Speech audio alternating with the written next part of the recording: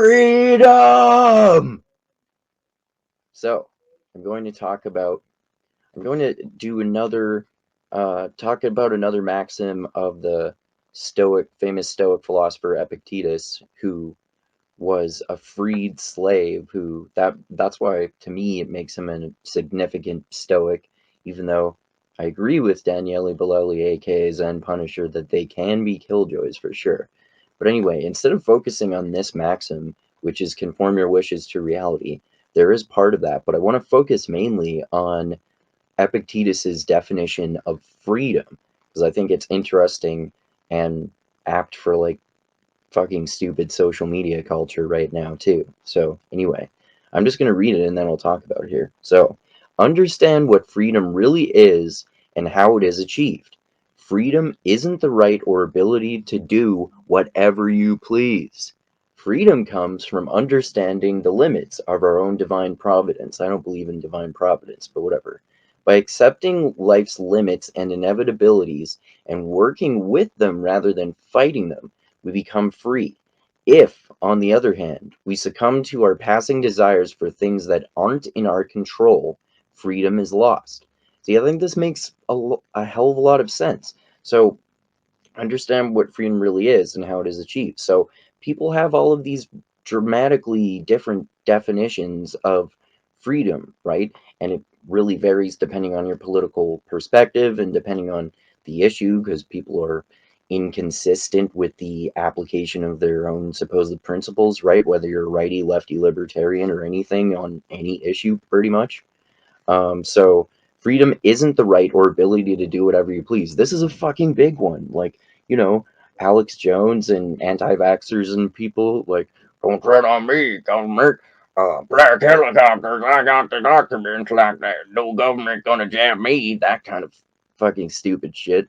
But anyway, so that makes a lot of sense. If you're talking about like the evil Decepticons, because I'm not allowed to say the C word, and it's not even the CUNT word, it's the other worse C word. So the Decepticons, if we're talking about the way that impacted society, then if you're talking about wearing masks and getting the so-called jab and whatever, then you're talking about not just your own individual freedom, but how your own individual freedom and the way you conduct yourself in society impacts other people, and the way, like, in terms of causing harm to other people. Because if you've been corrupted by the Decepticons, then you could go around and corrupt other people, and turn them into Decepticons too, right?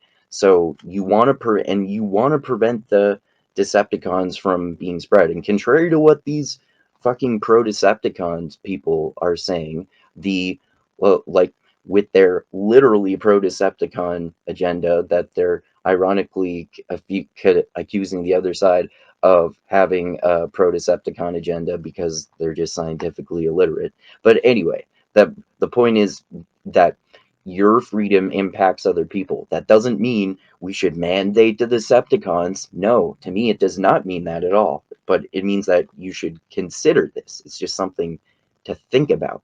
I'm not making this fucking taking this hyperbolic position that everyone takes on freedom. I'm just saying that's an interesting and important philosophical aspect of freedom to consider. Anyway, so freedom comes from understanding the limits of our own power and natural limits set in place by divine providence. Like I said, I don't believe in divine providence. But anyway, the next points I totally agree with. By accepting life's limits and inevitabilities and working with them rather than fighting them, we become free. If, on the other hand, we succumb to our passing desires for things that aren't in our control, freedom is lost. That makes total sense to me. But like I said, if we're talking about freedom, then it goes back to the main point of this maxim, which he elaborates on more in the Art of Living here.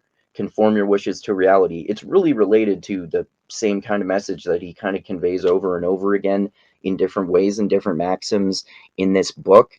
That you should try to work on things that are within your control. Try not to use your power for things that are not within your control. Because if you're worrying about what other people do, what are people doing, or like whether gay guys are banging each other, or whether people are getting corrupted by the Decepticons, or shit like that, or who cares about, or like who's going to become president or vice president of the only country that anyone fucking cares about, apparently, at least according to that country in North America. But focus on things that are within your control. You can't control the way other people think or act. You can control the way you think and act. And this is like the fucking personal responsibility shit. This is the tiny smidgen of a good point that people like Jordan Peterson have. Like, personal responsibility is important. Don't try to control things that are outside of your control. Like, this is the roots of the serenity prayer that Christianity stole from Stoicism. I forget what it is.